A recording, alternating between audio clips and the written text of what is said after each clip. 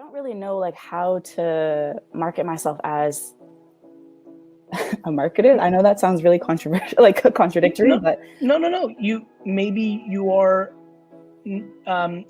maybe you think it's cheesy. I guess because like I started, like I came back with the intent.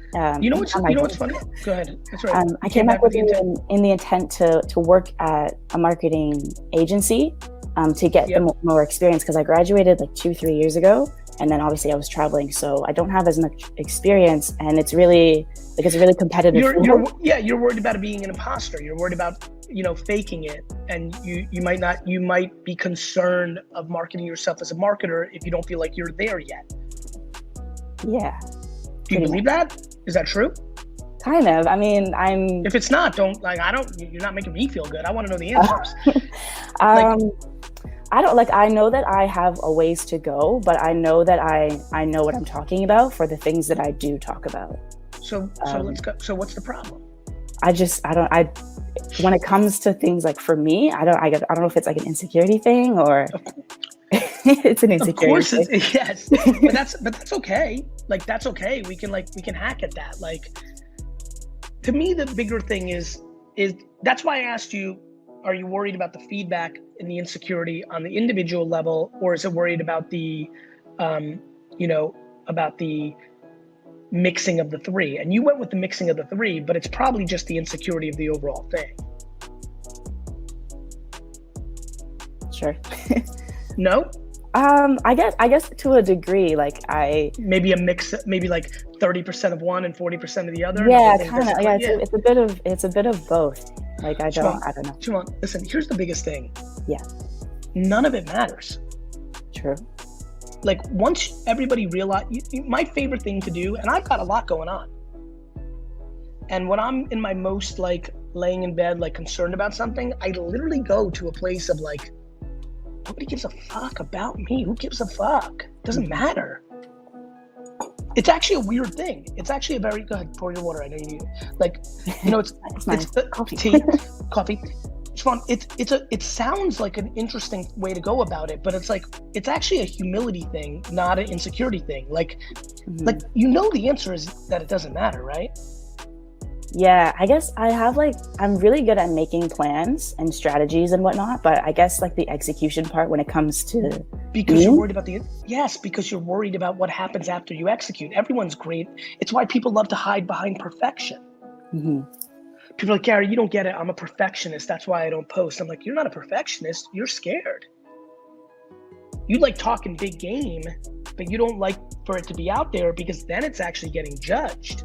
You're not comfortable with judgment, is what I say to, I'm going kind of macro here, not necessarily what's here. I think for me, what I'm trying to figure out, especially as I throw things out, you're like, nah, which is amazing. What I'm trying to figure out is how to get you to understand that forget about me, forget about you. Like, the only way it actually works out is by doing. Like, all the answers that you're trying to figure out within your own head in these 13 minutes, they're all irrelevant at some level until you start to get to the process of doing. Only doing gets you to the answer. Yeah. I know that. I guess, I don't know, I guess it's more so like, in addition with this, like the executing of these plans, like I'm very indecisive. Like, so before that's the same thing though. You know that, right? It's all the same. Shimon, it's all this. You're indecisive. You're like, it's all the same game. It's all to not let you do the fucking thing. Shimon, literally the first 25 posts I put out about business, 85% of the comments were "Stay in your lane, wine boy." Oh. Literally me, where I'm at. Stay in your lane, wine boy. Why you're selling out, Gary? Why are you talking about business? You're a wine guy. Like, don't talk about shit you don't know. Wine. You can't live for feedback. I've been doing it for 2 years now, and it seems like my listenership has stayed the same. So do you enjoy doing it? I do. Is it an escape? So look at it as a hobby instead of the thing that's going to change your business life. You're doing it for you. It's no different than you playing video games, you listening to music. Like, people need to blow off steam. I literally buy and sell sports cards to blow off steam. Okay. Like I think you're doing it to, instead of watching a Netflix series, you're doing it for happiness. You need it to balance all the other chaos. It doesn't have to become fucking the Joe Rogan show. It's there for Cameron to be happy. Okay, that I haven't really looked at it that way. It seems, I think. By the way, I'm sorry to interrupt. That's the whole point of this fucking show. This whole game of life is about fucking perspective of the way we look at things. Think about that. I've looked at it. All of a sudden, when you say to your wife, and she's like, you're like, honey, I need this. The way you watch this TV show or listen to that podcast, it's therapeutic for you. It's fantastic. And by the way, I was as happy when I had 9 people watching Wine Library TV. Me and that little crew were fucking family. It brought me as much joy as I have now with millions. I'm being dead fucking serious. That's not me being humble. I'm being dead fucking serious. I've never looked at it that way. So thank you for that. The only problem that I run into is I think I've kind of looked at it and I've tried to kind of market it as an escape for other people. And when that happens, yeah, I agree. The only problem is I kind of, like a lot of people have been on your show have said, I get in my head because I want it to be perfect, because I want the person's like drive to work that morning to be about that story. Cameron, you're not in charge of that. Okay. Watch this, Cameron. I don't know what platform you're watching, but I'm going to watch the comments. Everybody in the comments right now, all the platforms, Twitch, big shout out to Twitch. I love what's going on there. I need some shared community in there. How many people here, the first time they saw my content, thought I was a piece of shit, bad guy, one of those scummy guys? Cam, how did you first see me? Was it good, or was it like, oh, this guy's probably got some angle? Tell the truth, it's okay. I'll be honest with you, I've never seen anybody do the content that you were doing at that time. And I was like, this guy is next level, because you kept it real, and that's what I try to do. So ready? In my day-to-day life. I apologize, Cam. Like a lot of people being very sweet, not me, and I appreciate that. But some people, yeah, buddy, like, scummy guy, Dustin. Big shout out for you for saying, like, why I brought that up is I'm not in control of how they saw me. Got it? There is no perfect. There's only Cameron. Okay. Got it? Do you? I would argue the more you think about it, the more likely it won't land. Well, because it's not. I'm too afraid. Honestly, I'm too afraid to post content. Yeah, because you're insecure about the feedback. Yeah, I think that's what it is. Because I'll sit here and record, and then I just stop because I'm like, no one's going to listen to this. Cameron, one person listening to it and liking it is worth it. Yeah, you're right.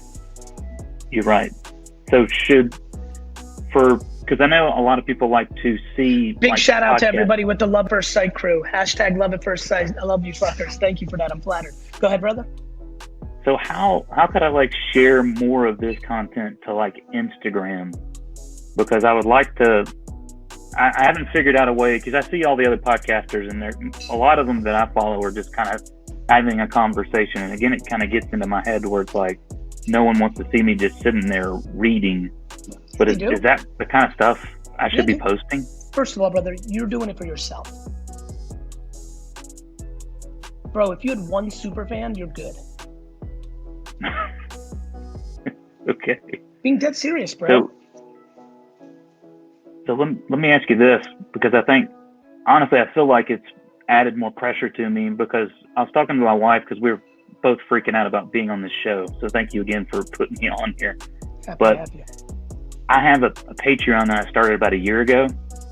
Should I just close that down? Because it almost feels like that weighs on me more. Yes. But what about the people? Because I've had a solid 7 or so people support me through this entire year of being on the Patreon. What if I close it? I mean, are they gonna hate me? No, you put them into a Zoom group and you hang out with them and have a beer or coffee or a glass of wine once a week and just shoot the shit and become a family. Okay. They're going to love you more. And you're going to make some friends. And you're going to love them more. And it'll come full circle, and I'll actually enjoy it instead of panic when I'm doing it. Okay, that's what I'll do then. I'll do it today. Hobbies are amazing.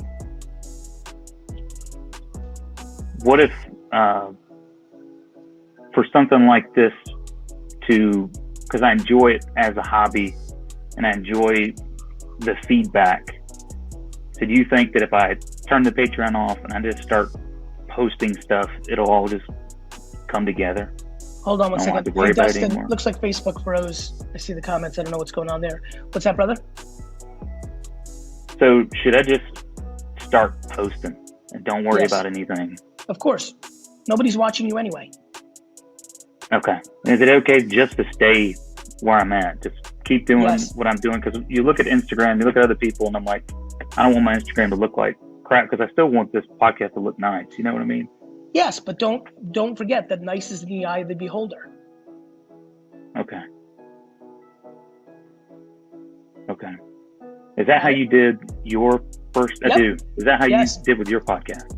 Bro, did you see the early episodes of Wine Library TV? It was like it looked like a fucking hostage situation.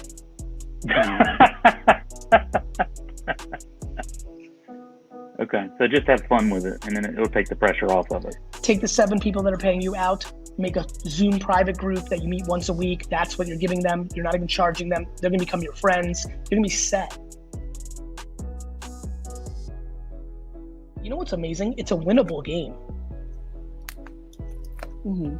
A lot of people resign to the fact of like, well, my grandma was like this, my mom was like this, I'm like this. Like they just kind of resign to it.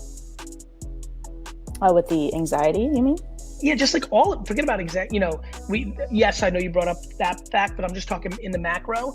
Like when you sit here and you're like, you're right, and everyone's sitting and thinking about themselves and saying you're right, and I think about the things that I was scared of, whether it was swimming or riding a bike, or it was fear of those kind of things. Mm-hmm. You know it, but it's back to swimming and riding a bike or kissing a boy or girl. All of it's so scary until you do it, and then you spend all your time saying to yourself, the fuck was I scared of?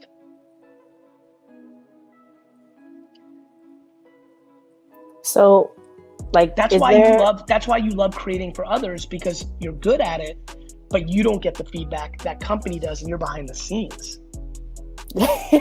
That's exactly it. I'm aware that's it. And they usually only give you the good feedback. By the way, there's nothing wrong being that kind of operator in business too. What I don't want is for you to go that route and never address what makes you anxious or concerned about other people's opinions. You know, I often talk about a lot of about like, don't take positive feedback too heavy, because then negative feedback gets you, right? Mm-hmm. You've been on, I'm reading the comments, you know, like lots of like, she's so beautiful, she's so beautiful, she's so beautiful. Like, you know, one of the things I talk about a lot is like, you know, one thing that you may want to think about, Shimon, and this is like the first time I've say it a lot, but I don't talk about it. I haven't had the opportunity on T to really talk to somebody about it. One of the things for you to really think about is not get too high when people give you compliments. Yeah. It's really worked for me, Shimon. It's really worked for me. Like, it's unbelievable to me how it goes through my chemicals when people are like, you're the GOAT, you're the greatest, you change people lives, you walk on water. It doesn't get me too high. It really doesn't. Which then protects me when people are like, you're the worst, you know? Stays in a pocket. Okay. Of course, there's, you know, that might be something to think about. That might be something to think about when somebody comes at you like, you're so beautiful, or you're great at work, or you're amazing, or this was the best trip I've ever been on. You appreciate it, but you don't think you're somebody. Which then ironically helps you when somebody says you're shit, this was the worst carnival, or I didn't like this video, or that post is stupid, or why are you mixing dumb shit, or your page looks weird, it's not, or, you know, I don't like the way your Instagram looks because it's all over the place. Like all of a sudden, you appreciate the feedback, you understand, you listen, you respect it, but you don't think you suck. You think one person has an opinion that this isn't great.